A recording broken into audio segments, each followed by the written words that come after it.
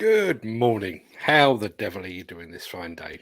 Me? Well, frankly, I am filled with a mix of dread and trepidation and enormous relief. Later this evening, my pre-Balmer training regime switches up a notch, and I'd be lying if I said I wasn't fearful. I barely made it through the last session, and this one is going to be tougher still. However, on the upside, the long-suffering Mrs. Demolition News returns from the latest of her many holidays later this evening. So if I should find myself bedridden due to excessive exercise, at least someone will be here to fetch me some soothing cups of tea. Now, before we kick things off, there is a very strong rumour doing the rounds that the National Federation of Demolition Contractors either has or is about to terminate its membership of Build UK. Now, I stress again, this is just a rumour at present. I've been unable to obtain confirmation, A, because the NFDC would rather lie down with flea-ridden dogs than speak to me, and B, because Build UK apparently has just one functioning telephone, and that telephone is manned by a person who claims that everyone at Build UK is in a meeting all the time. Perhaps because this follows hot on the heels of Balfour Beatty's very public departure from Build UK, they are less than keen to speak to a member of the press. Perhaps bridges couldn't be mended after the Build UK chief exec bailed on the NFDC AGM for fear of getting caught in the CMA crossfire. I must emphasise once again, this is merely a rumour at this point. But imagine if the National Federation of Demolition Contractors is about to quit Build UK because it is not seeing sufficient return for its membership fee. Oh, the irony. Now, without further ado, let me roll the intro, post the question of the day, and get this show on the road.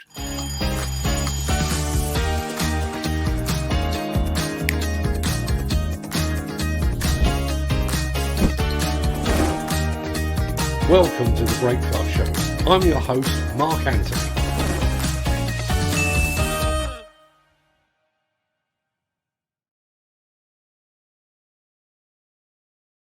It is Wednesday, the 28th of September. It's wrong on my screen, but it is the 28th of September.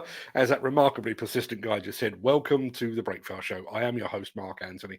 In today's show, construction's image problem is contributing to the industry skill shortage, apparently. John Deere embraces tech to control excavator arm speed. GKD's SensorZone has made landfall in the US. More machines are going under the hammer today as Ritchie Bros declares its latest sale open. Plus, after yesterday's show in which we discussed the threat to jobs posed by robotics and automation, we take a closer look at what some of that new technology might actually look like. And we'll get to all of that in just a second. But first, let's see who among the rich and the shameless will be celebrating a birthday on this day of days. Happy birthday! And it's many happy returns to Chinese philosopher Confucius and to TV host Ed Sullivan, the man that introduced the Beatles to America, if I'm not very much mistaken. Happy birthday also to actor Peter Finch, actress and the original sex kitten Brigitte Bardot, and actress Naomi Watts as well, to burlesque artist Dieter Von Teese, skateboarder and jackass star Bam Margera, and to actress Hilary Duff. Many happy returns to them, one and all.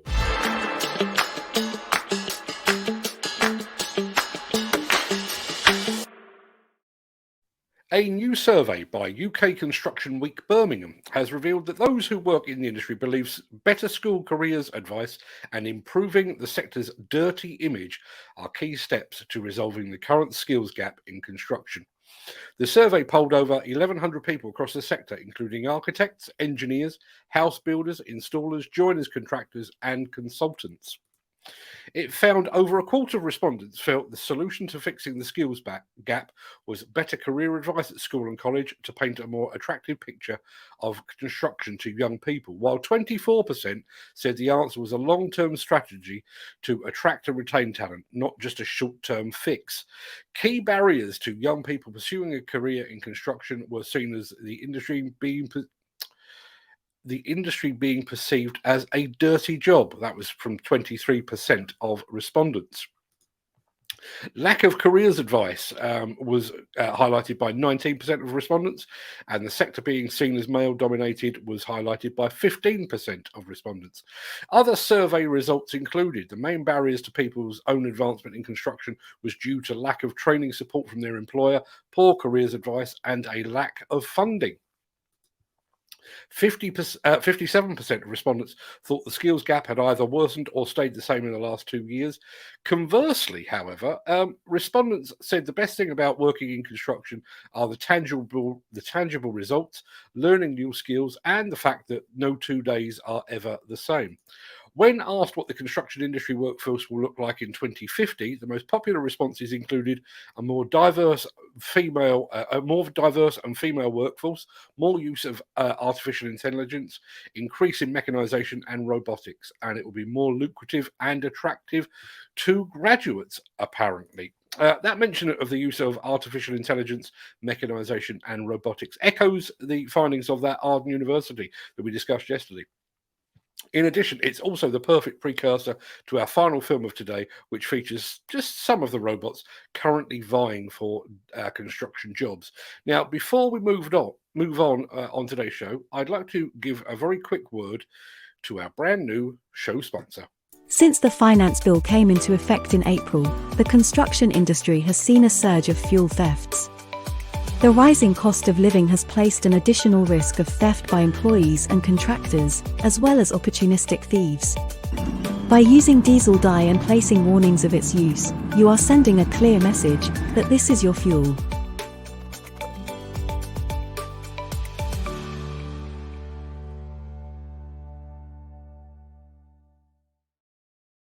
Yeah, if you'd like to know more about diesel dye and fuel theft solutions, you can use the link I just posted in the chat.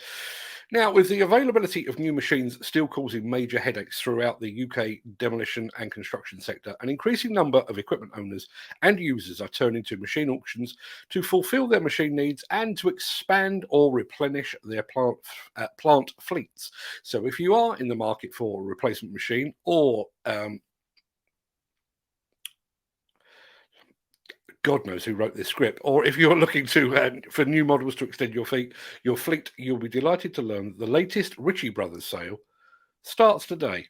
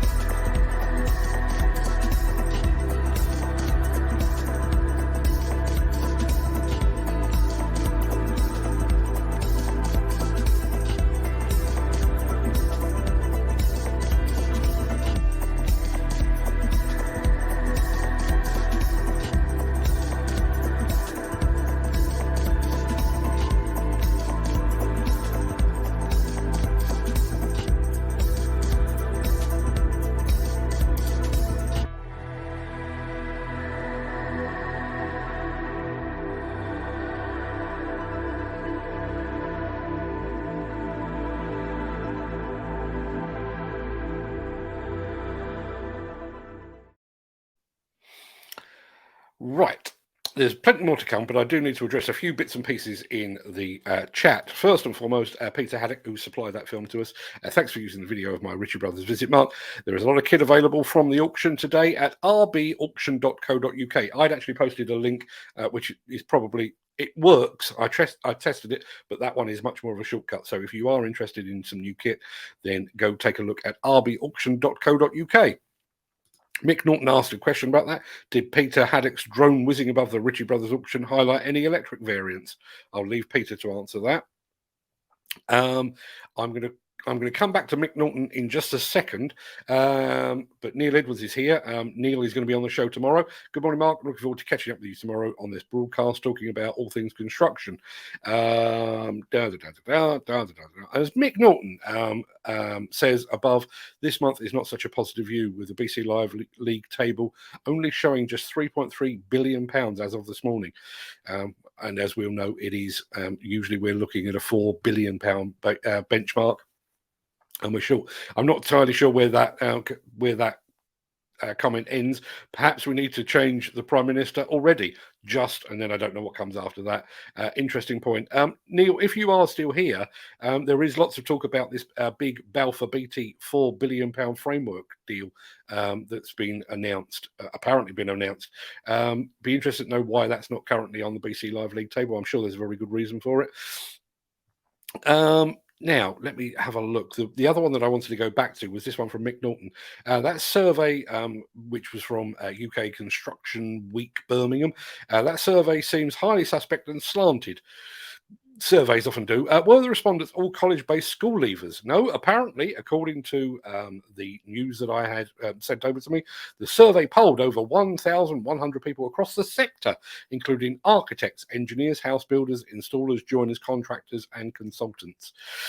When an industry employs upwards of 2.5, maybe even 3 million, 1,100 is not a huge sample to base findings upon, but that's where it came from. I'm just going to see, let's have a look. Mick, not that I saw on my walk around, these types of machines would be more likely on its marketplace, make an offer site. Yeah, absolutely.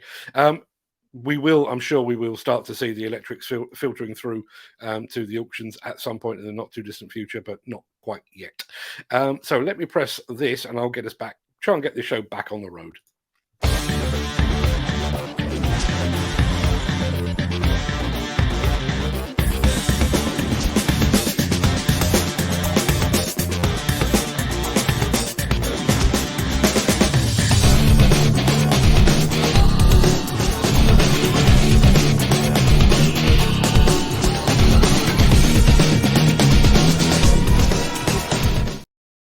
GKD Technologies has announced the first major rollout of its market-leading SensorZone proximity warning system in North America.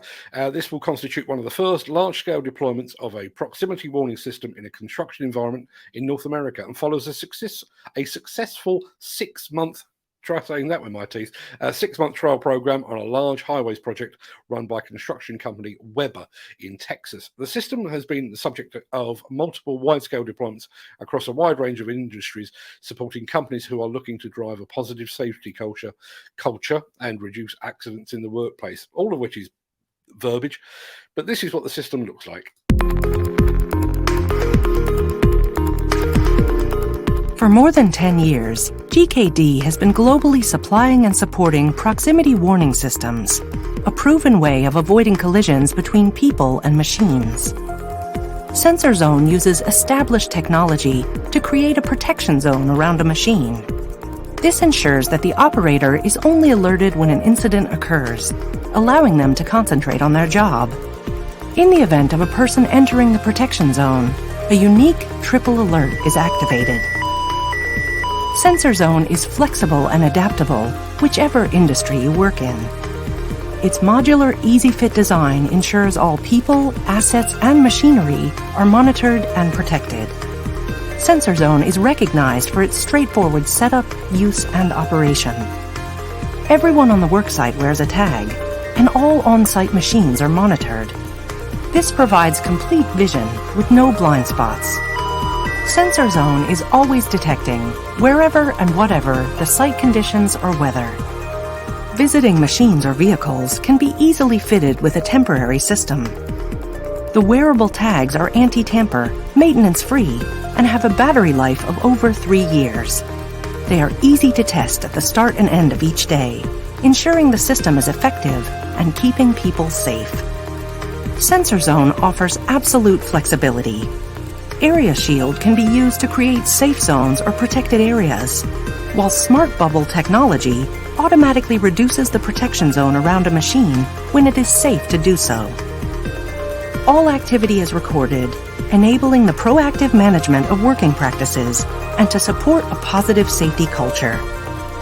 Wherever you are in the world, let us help you to keep your people safe. GKD. Safety, powered by information and control.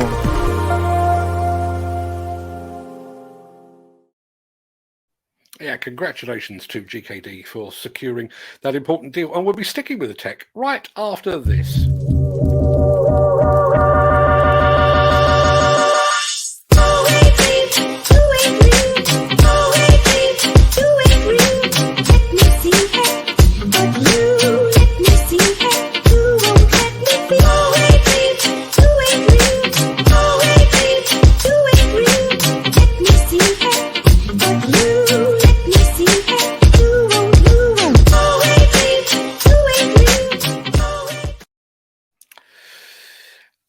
Chat is busy today. I've got an answer from Neil Edwards on why the Balfour BT framework deal is not currently showing on the BC Live League table. I knew there'd be a good reason for it.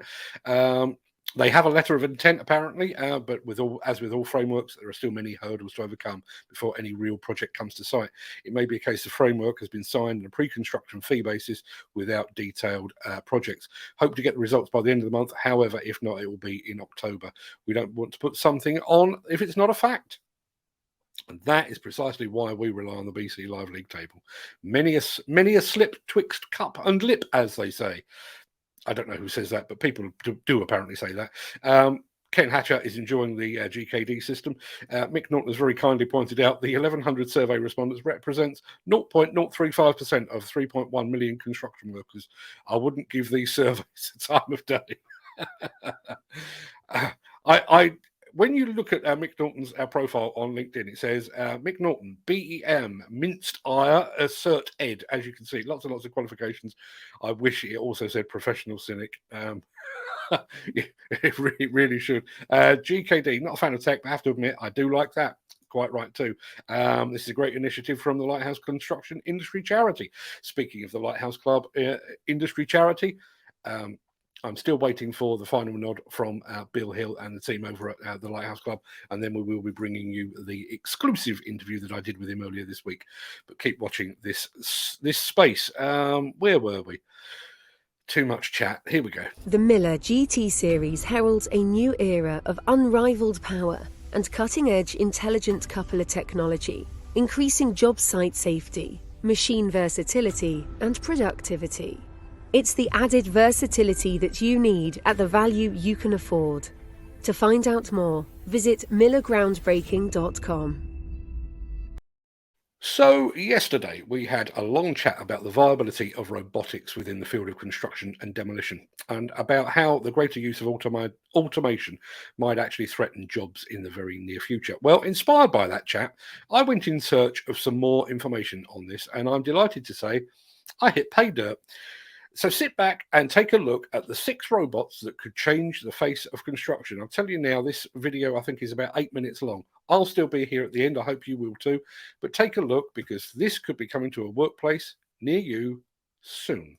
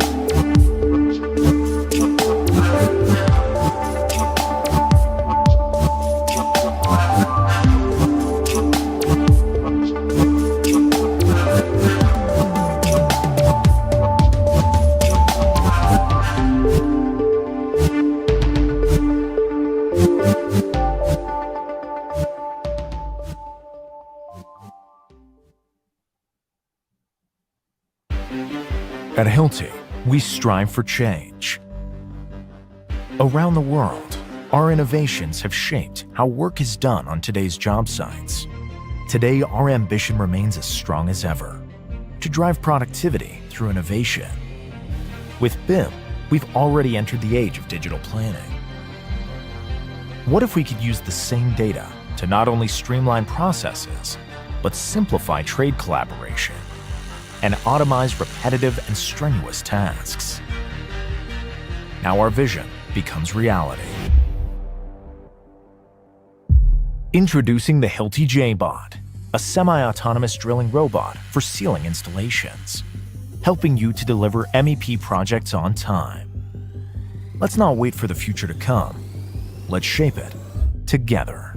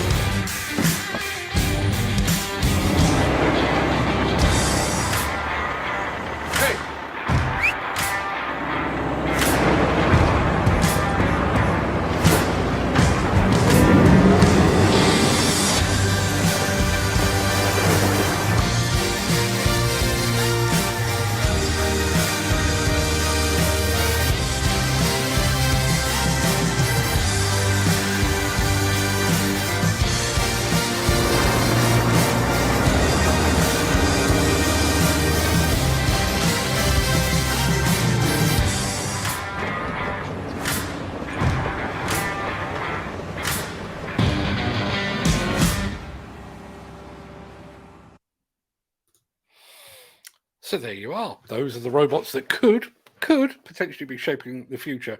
There's lots of chat about this, and one that really stood out for me was from our friend Mick. All of these robots are giving me the creeps. All I needed to see in that video was Arnie saying, "I'll be back." Mick, you know we've got you covered. I'll be back. I'll be back. Yeah, you didn't need to prove it, Arnie. There you are. That's how quickly we can respond to queries from the audience. Let me get back to the script because it's all gone pear-shaped today. Let's have a look. Where are we? Yes, I was going to say, if I hadn't interrupted myself, I was going to actually say, on the basis that they could train a monkey to do my job, I think I'll be replaced long before any of you. We're going to wind this down right now. In the usual way, let's throw over to her. Sorry to interrupt the guy with the funny glasses, but if you're enjoying this video, please hit the like button as it helps our channel. Or, better still, share this video with a friend or a colleague. Thank you. Right, back to Beardy. Right, that pretty much wraps up the main part of this morning's show. But before I go, I wanted to give you a very quick heads up. We've already done it slightly, but I'm going to do it again. Neil Edwards of the Builders Conference will be on the show tomorrow to look back over the construction contract awards of the past month. Not looking good right now, and I realise that I'm catching Neil a day ahead of the end of the month. He has very kindly agreed to do it a day ahead purely because I've got my father's funeral on Friday. Hopefully Balfour Beatty will come back with some firm news, and that will hit the BC Live League table, and things will look a little less bleak. Hope things are looking good up in Scotland and over in Wales as well, because that's a regular question. But you'll have to tune in tomorrow to find out all about that. I'm going to roll the outro in just a second before leaping gazelle-like over into the chat to see what you're all saying today. If you can't stick around for that, then please stay safe, look after yourself, your family, your friends, and your colleagues, and anybody else that you know. Have a great day, and thanks for watching. But if you do have the time and the inclination, I'll see you on t'other side of this.